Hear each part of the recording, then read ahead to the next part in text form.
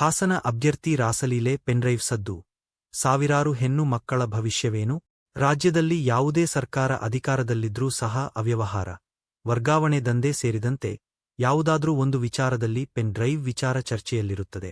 ಕಳೆದ ವಿಧಾನಸಭಾ ಚುನಾವಣೆಯ ಬಳಿಕ ರಾಜ್ಯದಲ್ಲಿ ಕಾಂಗ್ರೆಸ್ ಸರ್ಕಾರ ಅಧಿಕಾರಕ್ಕೆ ಬಂದಿದ್ದು, ಸರ್ಕಾರ ಅವ್ಯವಹಾರ ಹಾಗೂ ಅಕ್ರಮದ ಕುರಿತು ಪೆನ್ ಡ್ರೈವ್ ಸಾಕಷ್ಟು ಸದ್ದು ಮಾಡಿತ್ತು.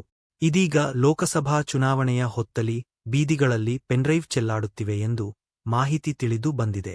ಹಾಸನ ಲೋಕಸಭಾ ಕ್ಷೇತ್ರದ ರಾಜಕೀಯ ಪಕ್ಷವೊಂದರ ಅಭ್ಯರ್ಥಿಯೊಬ್ಬರಿಗೆ ಸೇರಿದೆ ಎನ್ನಲಾದ ರಾಸಲೀಲೆಯ ಫೋಟೋ ಮತ್ತು ವಿಡಿಯೋಗಳನ್ನು ಒಳಗೊಂಡ ಪೆನ್ ಡ್ರೈವ್ ಸುದ್ದಿ ಸಾಕಷ್ಟು ದಿನಗಳಿಂದ ಚರ್ಚೆಯಲ್ಲಿತ್ತು. ಆದರೆ ಲೋಕಸಭಾ ಚುನಾವಣೆಯ ಹೊತ್ತಲ್ಲಿ ಈ ವಿಚಾರ ಮುನ್ನೆಲೆಗೆ ಬಂದಿದೆ. ಹವಾಮಾನ ಇಲಾಖೆ ಕೊಟ್ಟ ಸೂಚನೆ ಏನು? ಈ ಪೆನ್ ಡ್ರೈವ್ ಕುರಿತು ಕರ್ನಾಟಕ ಕಾಂಗ್ರೆಸ್ ಟ್ವೀಟ್ ಮೂಲಕ ಮಾಜಿ ಮುಖ್ಯಮಂತ್ರಿ ಎಚ್.ಡಿ. ಕುಮಾರಸ್ವಾಮಿ ಅವರಿಗೆ ಹಲವು ಪ್ರಶ್ನೆಗಳನ್ನ ಮುಂದಿಟ್ಟಿದೆ.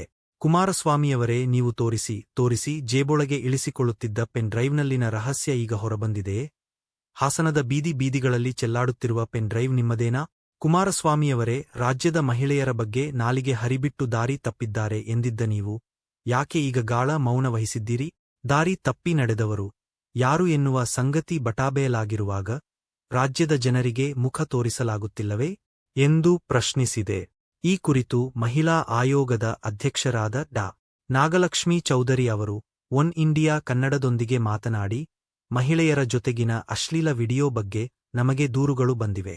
ಹಲವು ಸಂಘಟನೆಗಳು ಬಂದು ದೂರು ನೀಡಿದ್ದಾರೆ.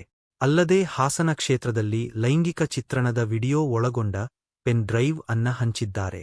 ಆ ವಿಡಿಯೋದಲ್ಲಿ ಸಾವಿರಾರು ಹೆಣ್ಣು ಮಕ್ಕಳಿದ್ದಾರೆ. ಮಹಿಳಾ ಆಯೋಗಕ್ಕೂ ಪೆನ್ ಡ್ರೈವ್ ತಂದು ಕೊಟ್ಟಿದ್ದಾರೆ. ನಮಗೆ ಬಂದ ದೂರಿನ ಹಿನ್ನೆಲೆ ಪೊಲೀಸ್ ಮಹಾನಿರ್ದೇಶಕರಿಗೆ ಹಾಗೂ ಹಾಸನ ಎಸ್ಪಿಗೆ ನಾನು ಆಗ್ರಹಿಸಿದ್ದಾರೆ. ಈ ಬಗ್ಗೆ ತನಿಖೆಯಾಗಬೇಕು, ಇದಕ್ಕೆ ವಿಶೇಷ ತಂಡ ರಚನೆಯಿಂದ ತನಿಖೆಯಾಗಬೇಕು ಎಂದು ಸಿದ್ದರಾಮಯ್ಯ ಹಾಗೂ ಗೃಹ ಸಚಿವರಿಗೆ ಪತ್ರ ಬರೆದಿದ್ದೇನೆ ಎಂದರು. ಆ ಪೆನ್ ಡ್ರೈವ್ನಲ್ಲಿ 2876 ವಿಡಿಯೋಗಳಿವೆ. ಸಾವಿರಾರು ಹೆಣ್ಣು ಮಕ್ಕಳ ಚಿತ್ರೀಕರಣವಾಗಿದೆ.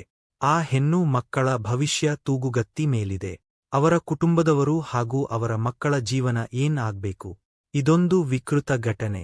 ಈ ವಿಡಿಯೋವನ್ನ ಹಂಚಿರುವುದು ಸಹ ದೊಡ್ಡ ಕೃತ್ಯ. ಎಷ್ಟೋ ಜನ ಹೆಣ್ಣು ಮಕ್ಕಳ ಭವಿಷ್ಯ, ಘನತೆ ಹಾಗೂ ಗೌರವವಿದೆ. ಈ ಬಗ್ಗೆ ತನಿಖೆಯಾಗಬೇಕು ಹಾಗೂ ಈ ಬಗ್ಗೆ ಶಿಕ್ಷೆಯಾಗಬೇಕು ಎಂದು ಮನವಿ ಮಾಡಿದರು.